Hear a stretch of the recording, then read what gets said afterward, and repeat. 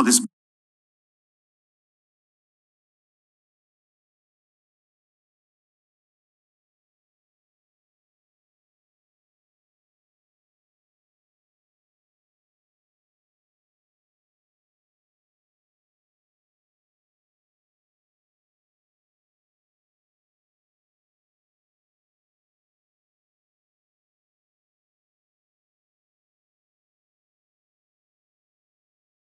Case it has been missed, I will request Colonel Sophia Qureshi and Wing Commander Yomika Singh to just update you and fill you in on the details. Thank you, sir. Operation Sindoor पर 7 मई 2025 को हुई conference के दौरान भारत ने अपनी प्रतिक्रिया को केंद्रित, संतुलित और गैर उत्तेजक बताया था। यह विशेष रूप से स्पष्ट किया गया था कि पाकिस्तानी सैन्य ठिकानों को निशाना नहीं बनाया गया। साथ ही दोहराया गया कि भारत में किसी भी सैन्य लक्ष्य पर हमले का उचित जवाब दिया जाएगा। 7 से 8 मई 2025 की रात को पाकिस्तान ने उत्तरी और पश्चिमी भारत में स्थित कई सैन्य ठिकानों को, जैसे कि अवंतीपुरा, श्रीनगर, जम्मू, पठानकोट, अमृतसर, कपूरथला, जालंधर, लुधियाना, आदमपुर, भटिंडा, चंडीगढ़, नाल, फलौदी, उत्तरलाई और भुज पर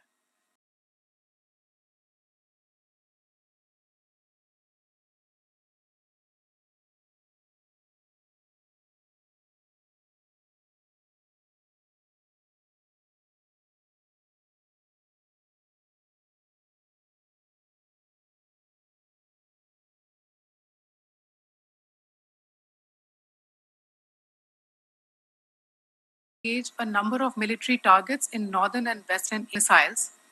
These places included Avantipura, Srinagar, Jammu, Pathankot, Amritsar, Kapurthala, Nal, Jalandhar, Ludhiana, Adampur, Bhatinda, Chandigarh, Falodi, Uttarlai, and Bhuj.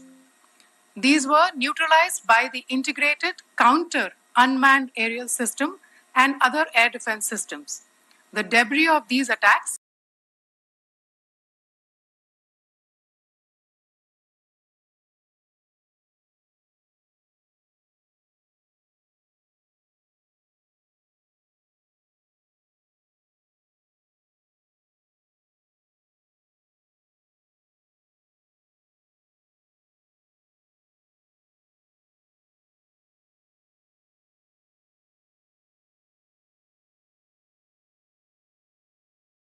स्थित एक वायु रक्षा प्रणाली को निष्क्रिय कर दिया गया। Today morning, Indian Armed Forces targeted air defense radars and systems at a number of locations in Pakistan. Indian response has been in the same domain with the same intensity as Pakistan. It has been reliably learnt that an air defense system at Lahore has been neutralized. Pakistan ने नियंत्रण रेखा पर आकरण गोलीबारी की तीव्रता बढ़ा दी है, जिसमें कुपवाड़ा, बारामूला, उरी, पुंछ, मेंढर और राजौरी क्षेत्रों में मोर्टार और भारी तोपखाने का इस्तेमाल किया जा रहा है।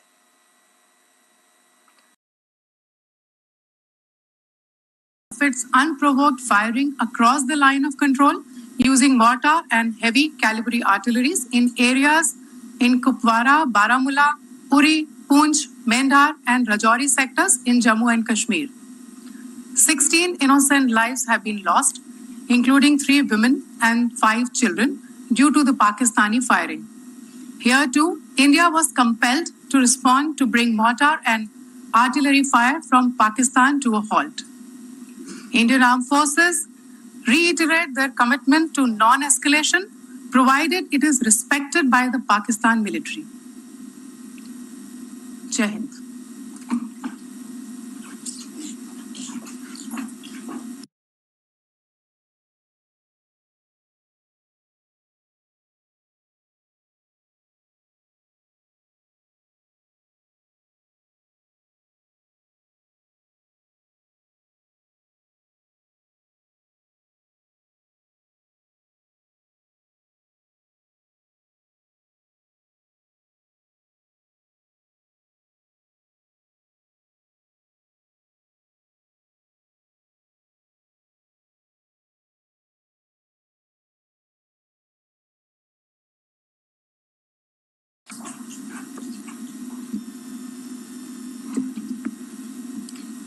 Thank you. Friends, this is, as I said, further to the briefing that was provided yesterday and some of the updates that have been just provided by Colonel Qureshi and Wing Commander Singh.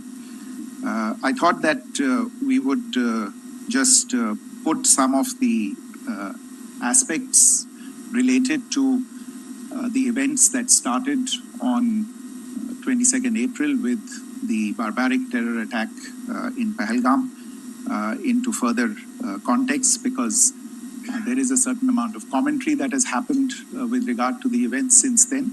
And more than the commentary, there has been a lot of disinformation that has been directed at us from across the border. So a few things that I would like you to keep in mind. First of all, there is mention on all sides of escalation. I think the first point that you have to keep in mind is the attack of 22nd April in Pahalgam is the original escalation. ये जो सिलसिला है जो हम देख रहे हैं आज की घटनाओं को लेके, ये 22 अप्रैल के पहलगाम के हमले से शुरू हुआ है. एस्केलेशन वहां पे हुआ है और उस एस्केलेशन का जवाब भारतीय सेना ने, भारतीय फौज ने कल अपने एक्शन से दिया है. Secondly,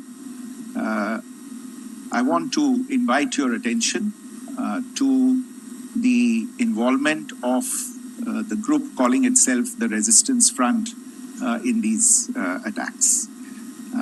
I pointed this out yesterday that this is a group that is a known front for the well-known Pakistan-based terrorist organization, Lashkar-e-Taiba.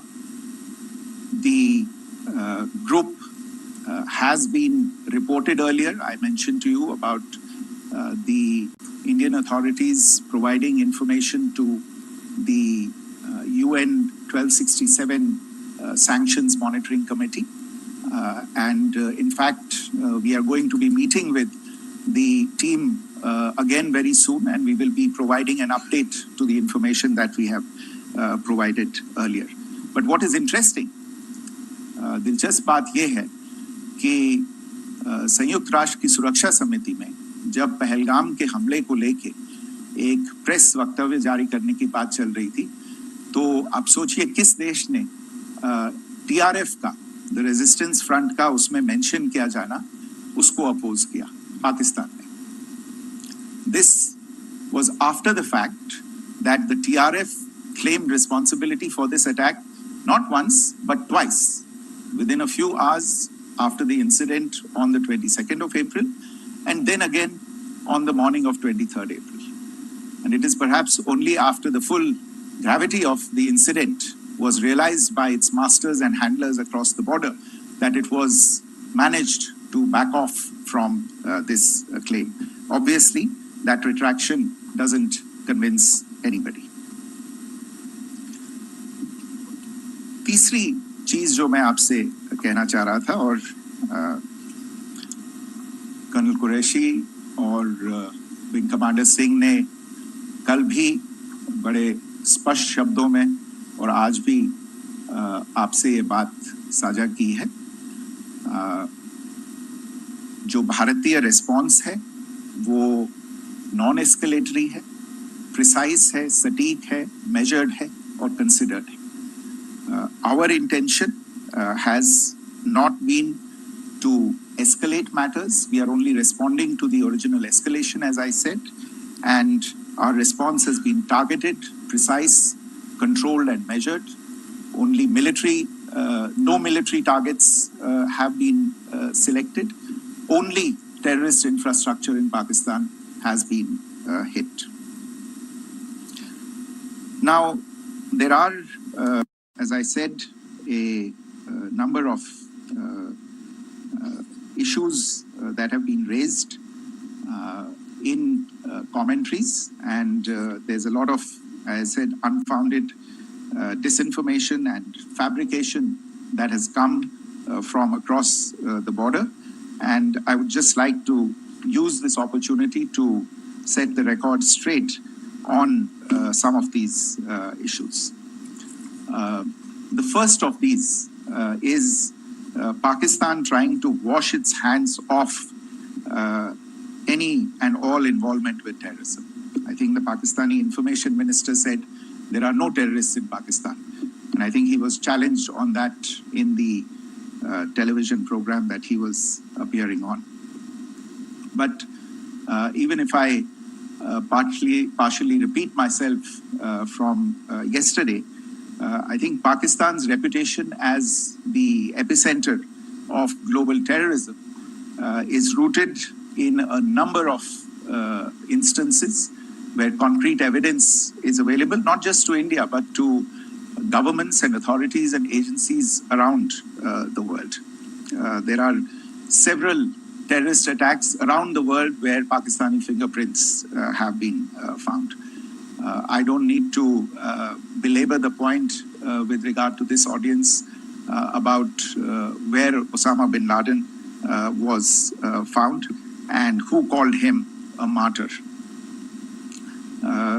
Pakistan has also for decades pursued cross-border terrorism into India with impunity. And as I said yesterday also, in order to deliberately mislead the international community, they claimed that the terrorist Sajid Mir was dead. They came under pressure, and Sajid Mir was then brought back to life, arrested, and is now apparently in Pakistani custody.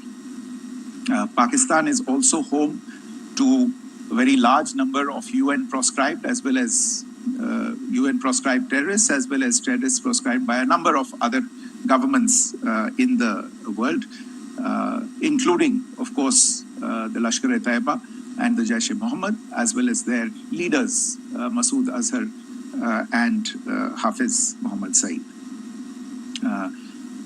आपने देखा होगा हाल ही में पिछले ही कुछ दिनों में पाकिस्तान के रक्षा मंत्री और उनके पूर्व विदेश मंत्री दोनों ने इस बात को माना है कि पाकिस्तान का ऐसे ग्रुप्स के साथ जो रिश्ता है वो क्या रहा है. Both the defense minister and the former foreign minister of Pakistan, I think they've done a more eloquent job of this than I could ever do in terms of describing their country's implication in international terrorism and their involvement in housing these kinds of groups.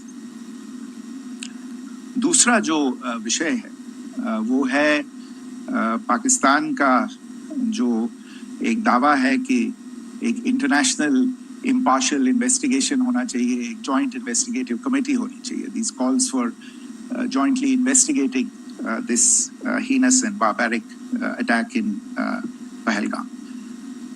Again, I think you know the history well on this. You know the track record well, and it is not a bright track record insofar as Pakistan is concerned. In fact, in the pursuit of justice for the victims of multiple terrorist attacks, whether it be Mumbai in 2008, in Pathankot in 2016, or many others, but in particular for these two attacks, India had offered to cooperate. India provided forensic evidence and urged Pakistan to bring the perpetrators of these attacks to justice. We, in particular with regard to the Mumbai attacks of 2008, where a Pakistani Lashkar-e-Taiba terrorist was captured alive, India provided extensive information and evidence related to the involvement of Pakistani terrorists in this attack. Cases were registered, but you are all aware that these cases have not progressed despite the formation of judicial teams, etc. And Pakistan has consistently stonewalled all efforts to move the investigation along. In fact, with regard to the Pathankot attack as well. A joint investigative team was formed. We gave access, unprecedented access, I should say, to Pakistani team to the site of the attack. Details of call records data and DNA, etc., were shared with Pakistan. We had shared with them details related that we had been able to access to the addresses of terrorists. We presented evidence against the office bearers of Jaish-e-Mohammed who had conspired in the attack and the handlers of the terrorists who facilitated them and guided them in. But there has been no movement on this. So in all of this, I think the experience has not been positive, and it certainly doesn't give us the confidence now to take at face value Pakistani assertions of wishing to participate in a joint investigation. These are just delaying tactics. These are just stonewalling tactics. And in fact, there is reason to believe that Pakistan uses the evidence that we provide only to cover its tracks and, in fact, defend the terrorists who we are looking for and obstruct the path of investigation. A third point that I wanted to address was the claim that only civilians were killed in the strikes on the 7th of May. We have made the point very clearly that all attacks on the morning of 7th May were against carefully selected terrorist infrastructure, terrorist targets. It is not clear to us, in fact, seeing some of the coverage of the after effects of these strikes, including the funerals for the terrorists that are held yesterday. I think a lot of you have seen the reports and the coverage on media. If only civilians, if any civilians were killed in these attacks, I wonder what message this picture actually sends to all of you. This is a question that is worth asking.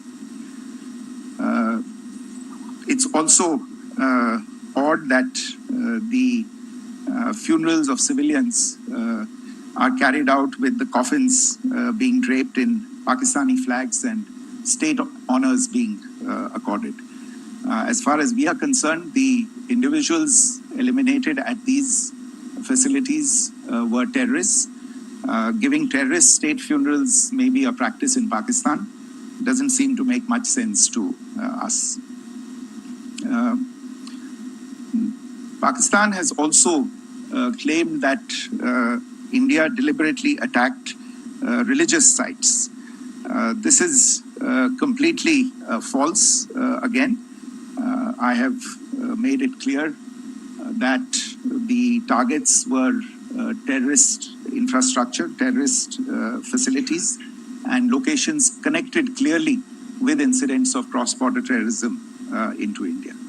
And it is in fact Pakistan that is misusing religious sites as a cover to in fact radicalize, direct and indoctrinate and train terrorists.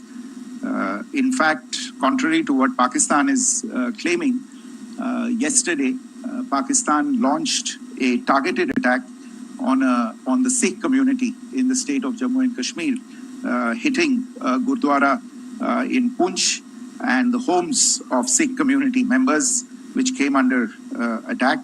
And we know that at least 3 individuals were killed in that particular attack.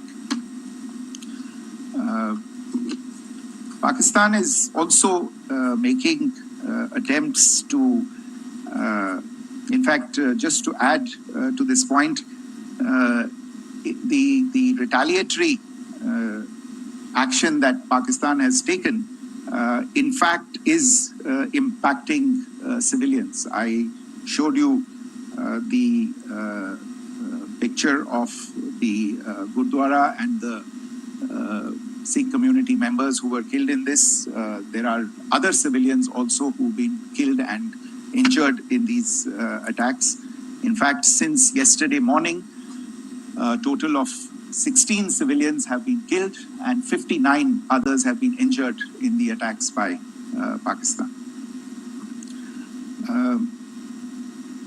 Not only this, Pakistan is also making attempts as part of its disinformation campaign to paint our action with regard to cross-border terrorism through the communal angle.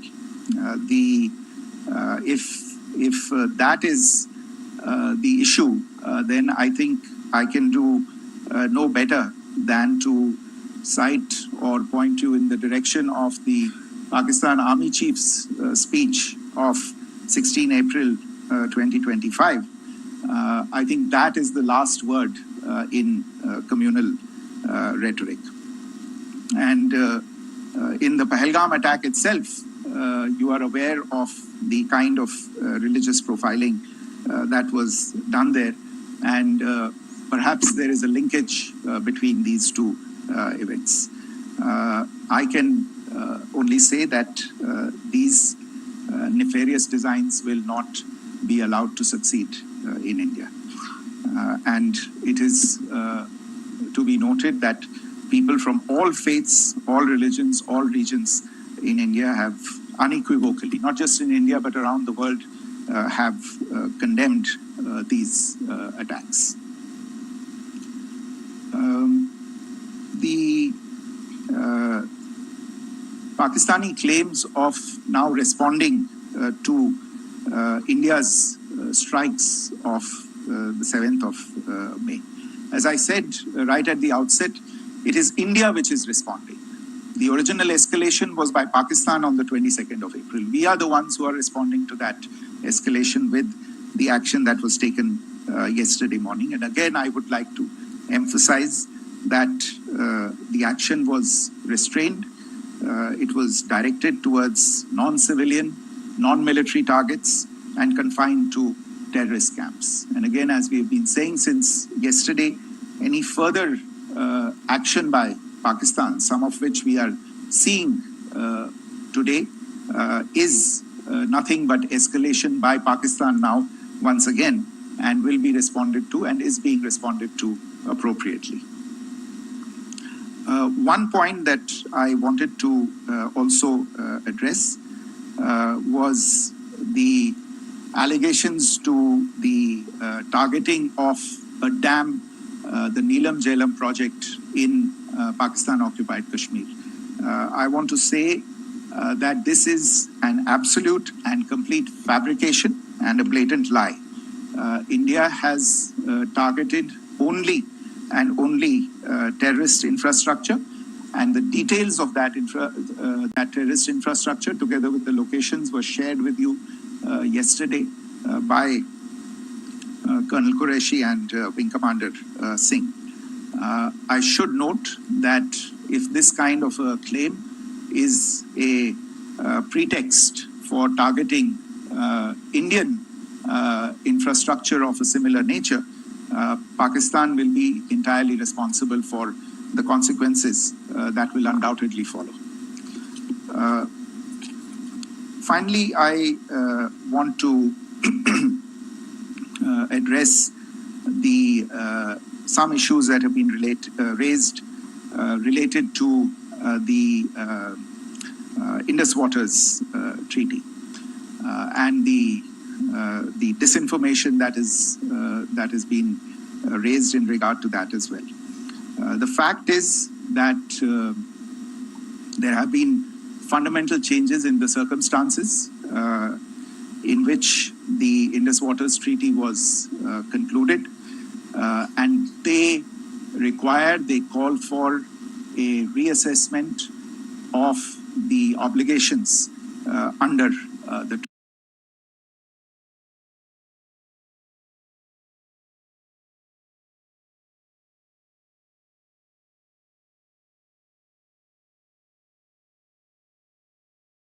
treaty. Over the last year and a half to 2 years, India has been in communication with the government of Pakistan. We've sent several notices to them requesting for negotiations to discuss modification of the treaty. India has for 6+ decades now honored the treaty, even during periods when Pakistan imposed multiple wars on us, and even when relations were adversarial. Pakistan is the one that has been acting in violation of the treaty, deliberately creating legal roadblocks in India exercising its legitimate rights on the Western rivers. Any projects that India sought to build on the Eastern rivers, and even on the Western rivers, which we are allowed to by the treaty, were always challenged by Pakistan, thereby hampering our rights to utilize our legitimate waters under the treaty. In fact, if you see the preamble of the treaty itself states that the treaty was concluded in a spirit of goodwill and friendship. Mark those words, concluded in a spirit of goodwill and friendship. ये भारत का धैर्य और भारत की सहनशीलता है जो 65 साल से हम इतनी प्रोवोकेशन के बावजूद इस ट्रीटी को निभा रहे हैं. However, as has been made clear earlier as well, Pakistan has not responded to our request to enter into negotiations for a reassessment of the obligations under the treaty. A number of conditions have changed. This is a treaty that was based on the engineering techniques of the 50s and the 60s. We are living through the first quarter of the 21st century. Technological changes and technological advancements have to be taken into account. There are demographic changes. There are climate changes that have taken place. There is the imperative of clean energy. And of course, the terrorism that Pakistan has wreaked in the state of Jammu and Kashmir itself has hampered India's ability to exercise its rights under the treaty. Pakistan's persistent refusal to respond to our requests to enter into government-to-government negotiations on the modification of the treaty is, in a sense, itself a violation of the treaty. And therefore, India has taken the step of putting the treaty in abeyance until Pakistan abjures irrevocably its support for cross-border terrorism. Maybe I'll stop there.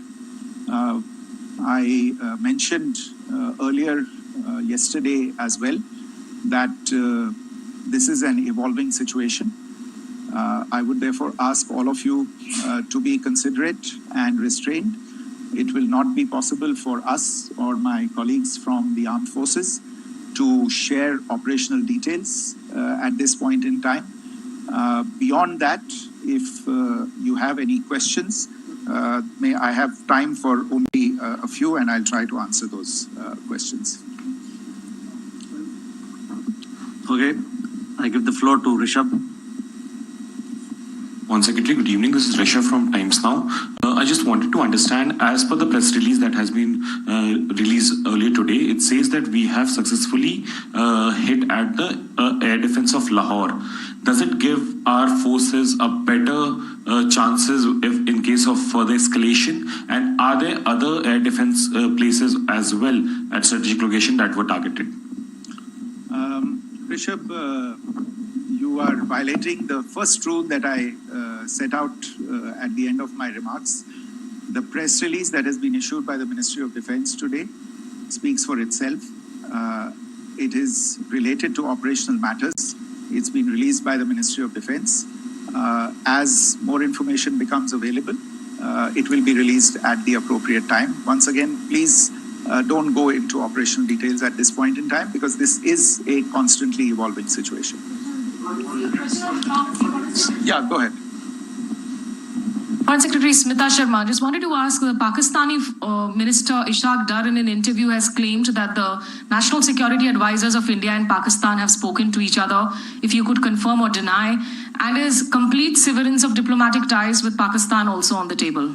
I have no information with regard to contacts between the two national security advisors. Insofar as diplomatic relations are concerned, you've seen the steps that were announced in response to the following the meeting of the Cabinet Committee on Security on the 23rd of April. There are no further steps that are under consideration at this moment in time. Here, go ahead. Foreign secretary, मेरा नाम मनीष है, मैं TV9 Bharatvarsh से हूं और आपने खुद ही बताया कि कितना मिस इन्फॉर्मेशन क्रॉस बॉर्डर से आ रहा है, बल्कि ऐसा लग रहा है जैसे पाकिस्तान के प्राइम मिनिस्टर और डिफेंस मिनिस्टर तक भी प्रोपेगेंडा करने में मिस इन्फॉर्मेशन में आ गए हैं। वो कई बार तो ये तक दावा करते हैं कि हम 3 राफेल हमने गिरा दिया, इतने हमने मिग गिरा दिए, और जब उनसे पूछा जाता है तो वो कहते हैं कि सोशल मीडिया में हमने ये सब चीजें देखी थी। तो अगर आधिकारिक तौर पर अगर आप कुछ कह सकें इस पर, ताकि उन्हें भी समझ में आए कि इस तरह के प्रोपेगेंडा नहीं चलने वाला है। देखिए, जब सही समय होगा तो आधिकारिक तौर पे इसके बारे में सूचना दी जाएगी, लेकिन जो आपका प्रश्न है कि प्रधानमंत्री और उप प्रधानमंत्री और विदेश मंत्री, उनके रक्षा मंत्री इस तरह की बातें कर रहे हैं, तो इसमें अचरज की कोई बात नहीं है। आखिरकार ये एक देश है जिसने अपना इसका जन्म लेते ही झूठ शुरू हो गया था। 1947 में जब पाकिस्तानी फौज ने जम्मू कश्मीर पे दावा बोला, तो उन्होंने किसी ऐसे वैसे व्यक्ति से नहीं, संयुक्त राष्ट्र से झूठ बोला कि हमारा कोई लेना देना नहीं है इससे। ये लोग जो गए हैं वो तो कबायली हैं। वो तो जब हमारी फौज वहां पे पहुंची और UN के लोग, संयुक्त राष्ट्र के लोग खुद वहां पे पहुंचे, उन्होंने देखा कि वहां तो पाकिस्तानी फौज घुसपैठ करके आ गई है। उसके बाद पाकिस्तान को मुंह की देखनी पड़ी और उनको मानना पड़ा कि हाँ, उनकी फौज वहां पे कुछ समय से पड़ी हुई है। तो ये जो यात्रा है एक तरह से 75 साल पहले शुरू हो चुकी है। तो I am not surprised that this kind of disinformation is being indulged in. Yeah. Siddhant. So Siddhant from Vion. Sir, we have seen a lot of negative comments coming from the Pakistani military of escalation. If tomorrow there is an escalation, there are strikes, we know one attempt has been thwarted, what will be the Indian response to those attempts of creating more escalation? Because it is looking like it's going towards more escalation. And my second question is, are any other world powers, essentially the P5 countries, the West Asian countries, reaching out to de-escalate the current situation? Look, on escalation, we've already made our stance clear. I mean, there are 2 basic points. First of all, it is Pakistan that escalated on the 22nd of April. We are only responding to that escalation. And then what we have said yesterday and what my colleagues have said today, that now if there is an attempt at further escalation by Pakistan, it will be responded to in an appropriate domain. And therefore, the choice is entirely that of Pakistan to make. As to your second question, I don't think I can do better than to point you in the direction of the statements that are being made from practically every chancellery in the world and the sentiment that they are carrying. That sentiment essentially and for the major portion is support for the government of India in the context of the condemnation of the terrorist attack in Pahalgam on the 22nd of April. There is wide recognition of the government of India's right to respond to these attacks in self-defense, and of course a desire to ensure that there is not further escalation. I think these statements speak for themselves. Yeah. Sir, this is Mosami from India Today. Now, in the all-party meeting, we have learned that the defense minister has said that, in the Operation Sindoor, almost 100 terrorists were killed. Would we have any details about what is the number like, and also about if there were any big faces, masterminds, terrorist masterminds who were in fact killed? There is also a report that Masood Azhar's family's 10 members have been killed, and Rauf Asghar, who was actually the mastermind of Pulwama, he's also been badly, severely injured. I don't have information at this point in time to share with you on these issues. But as I said, I think, there is so much information out there on television, in the news media, in social media, that it sometimes looks like a long time has passed since this. Please understand that slightly over 36 hours only have passed since this operation was undertaken. Let's have some patience. Information will come out and will be shared in due time. Shruti.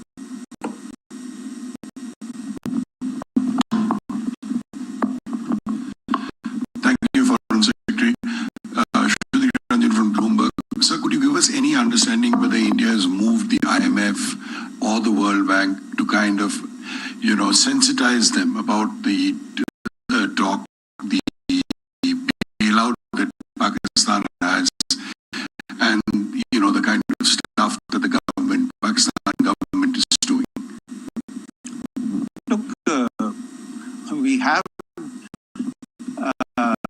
an executive director at the IMF. Tomorrow there is a meeting of the board of the IMF, and I'm sure that our executive director will put forward India's position. The decisions of the board are a different matter. The process through which they are made. But I think the case with regard to Pakistan should be self-evident to those people who generously open their pockets to bail out this country. And since you are from Bloomberg, I think you would have the data on how many IMF bailout programs have been very good. Thank you. Have been sanctioned in the space of the last 3 decades. And I think you would also have an idea of how many of those programs have actually reached successful conclusion. Probably not many. So I think this is a decision that board members have to take by looking deep within themselves and looking at the facts. So we can, one last question, sir. Yeah. One last question. Foreign Secretary, I'm Siddhant from CNN News 18. I would like to know, since it's an opportunity to speak to you, I would like to know the response coming from United States since last 3 weeks. Saudi Arabia, Qatar. In fact, Prime Minister Modi spoke to Qatar before the strikes that evening. Perhaps how do you read the support coming from these countries? Perhaps traditionally they were seen on the other side. This time around, their statements are strong worded. In fact, India-Saudi joint statement also had a very strong condemnation, strong worded condemnation. United States at all level have condemned the attack and have extended support. In fact, Saudi Deputy Foreign Minister is in India. He just met EMS Jaishankar. Also, if you could shed some light on his visit, his meeting with EMS Jaishankar. In fact, we have also been told that he met Prime Minister Modi. Thank you. Look, all the countries that you named and many others, we have been in touch with them. The Prime Minister has spoken to a large number of world leaders. A large number of world leaders have called him, as have called the External Affairs Minister. As we speak, there are conversations going on today as well with world leaders. And your assessment or conclusion of the general tenor of these messages is very much on point. And I think this is a recognition of the fact, firstly, of the barbaric nature, the unprecedented nature and character and features of the attack in Pahalgam, and a recognition of India's right to respond to this, and also a recognition of the fact that in responding, we have been nothing but responsible and have done so in a restrained, in a measured, and in a non-escalatory manner. I think that counts for something. People have taken that into account, and that is what is explaining the kinds of reactions that we are seeing.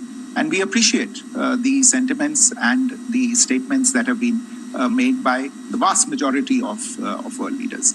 Yes, the Saudi Minister of State for Foreign Affairs is in Delhi. He had a meeting with the External Affairs Minister earlier today. I don't have further details at this moment, but if there are details, the ministry will share them at some point with you. Thank you. I think that's all we have time for today. We'll join you again soon. Thank you all. Thank you.